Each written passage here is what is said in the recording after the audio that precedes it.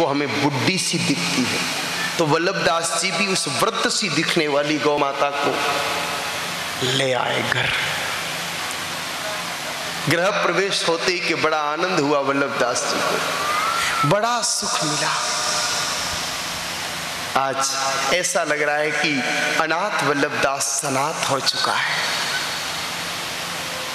मेरे भाई बहनों, गौ माता की प्रीति पूर्वक सेवा करने लगे वल्लभदास जी। गौ माता का गोबर आंगन में गिरता, प्रीति पूर्वक उस गोबर का तिलक लगाते। गोबर की महिमा तो अपार है।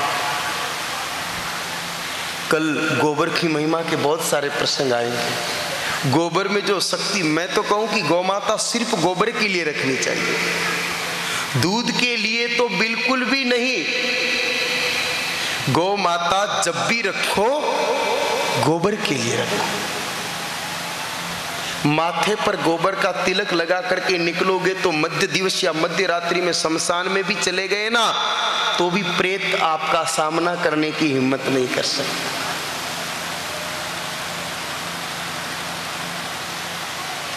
गोबर के कई चमत्कार हैं। जहां आधुनिक मेडिकल साइंस फेल हो जाता है ना, सीजेरियन डिलीवरी बताने की बात करता है। डॉक्टर कहते हैं कि गर्भावस्था में अगर बच्चा फंस गया है तो डिलीवरी सीजेरियन होगी। गाय माता के गोबर से डिलीवरी हो जाती है। एक नहीं, हजारों करवाई है हमने। लिस्ट है जहां डॉक्टर ने कह दिया कि अगर आधा घंटा के भीतर अगर ऑपरेशन नहीं किया तो जच्चा या बच्चा दोनों में से कोई एक मरेगा। वहां पर विज्ञान को चैलेंज करते हुए सिर्फ गाय माता के गोबर से 10 मिनट में डिलीवरी होगी। कैसे होती है वो आगे प्रसंग में बताएंगे आपको। गोबर की स्वयं की गजब की महिमा है।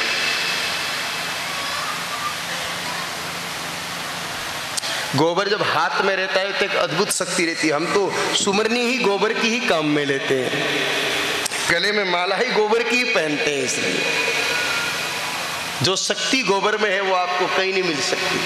हमारे तो एक भैया का नाम ही गोबरदास है।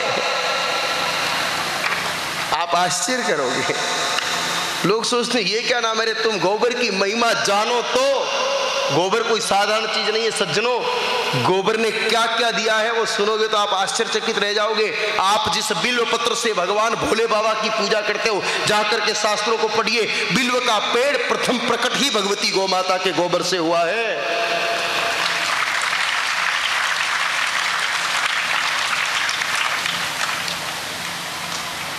नाथ संप्रदाय को ऊंचाई पर पहुंचाने वाले नवनाथ में से एक गुरु गोरखनाथ जी का जन्म गोबर में से हुआ है।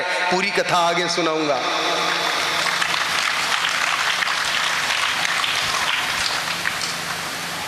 गोबर की महिमा अपार है सज्जन।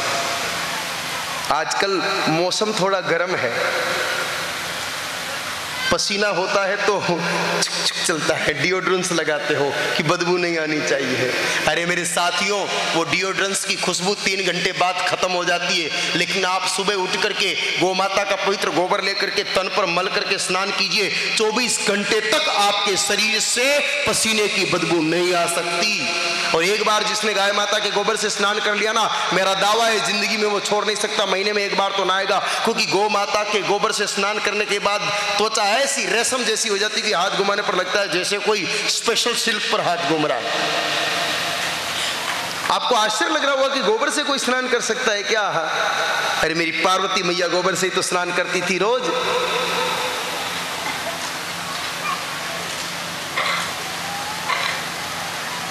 सज्जनों, गौ माता का तो गोबर ही इतना महान है, तो उस खुद की महिमा कितनी महान होगी, विचार करो आप। घर में गैया मैया का पवित्र गोबर गिरने लगा। वल्लभदास जी आनंदित रहने लगे। एक दिन संयोग से वल्लभदास जी रास्ते से जा रहे थे कि एक वृद्ध सज्जन ने वल्लभदास जी को आवाज लगाई, कहा भैया तनिक इधर आओ। तुम मंदिर में सेवा करते हो, 2 घंटे का समय ही लगता है, शेष समय तुम्हारे पास बचता है। मैं वृद्ध हो चुका हूँ, एक बहुत अच्छे सेठ जी की अतिथिशाला में संभालता हूँ। वो तो वर्ष में 1 आध बार आते हैं, अच्छी तनख्वाह भी देते हैं, तुम्हारे पास बहुत समय रहता है। भैया मैं बुढ़ा हो चुका हूँ, इस काम को संभालने में समर्थ नहीं हूँ, अगर तुम यहाँ लग जाओ तो बात बन जाए। वल्लभदास को तो कुछ तलाश थी ही, क्योंकि धनवान तो बनना ही था। गौ माता सने सने करेगी। आप सोचो कि रातों रात हो जाए तो नहीं होगा। धीरे धीरे रे मना धीरे सब कुछ होए। धैर्य तो रखना पड़ेगा। सबर सबरी जैसी होगी तो राम जी भी बेर खाने आ जाएंगे।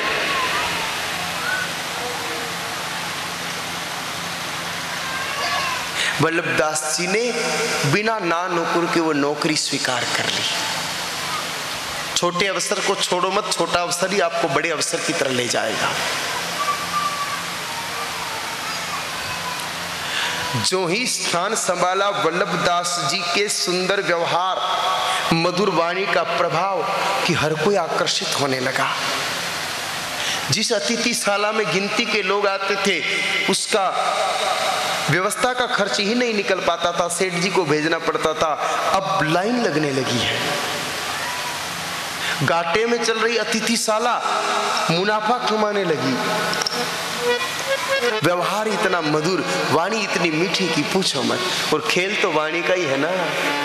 ऐसी वाणी बोलिए मन का आपा खोए, औरन को शीतल करे आपहु शीतल। कौवे और कोयल में अंतर क्या है सज्जनों? कौवे को हर कोई पत्थर मार के भगाता है और कोयल को हर कोई प्यार से बुलाता है। अरे कोयल ने कौन सा आपको 2-4 लाख डोनेशन में दे दिए और कौवे ने कौन सा आपके प्लॉट पर कब्जा कर लिया?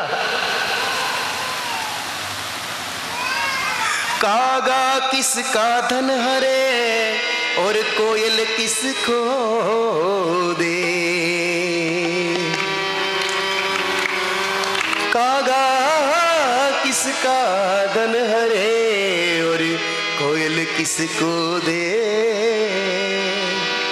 मीठी वाणी बोल के सबका मन हर ले। खेल तो वाणी का है सज्जनों। सत्य बोलिए, लेकिन ये कहा है कि सत्य में प्रियता होनी चाहिए। सत्यम ब्रियात प्रियम ब्रियात न ब्रियात सत्यम अप्रियम।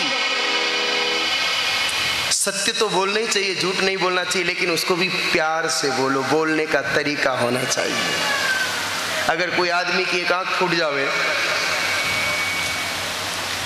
तो उसको क्या कहते हैं? जोर से बोलो, काना। अब आप सीधा उसको जाके कह दोगे एक काना, तो बोलो झगड़ा बढ़ेगा कि नहीं बढ़ेगा? अब आपके मन में आ गया कि इसको काना भी कहना है और झगड़ा भी नहीं होना चाहिए, तो फिर तरीका बताते हैं गुरुदेव भगवान। काना ने कानो नहीं कीजे, यूं कर लीजे सेन और धीरे से तू जान पूछ, बीरा की कर फूटा थारा ने। तरकीब से कहो, वाणी को मधुर बनाओ। ये वाणी बहुत शक्तिशाली है। वाणी की शक्ति अपार है। अगर देवी द्रौपदी अपने मुख से ये नहीं कहती कि अंधे का बेटा भी अंधा होता है, तो शायद महाभारत का युद्ध नहीं होता।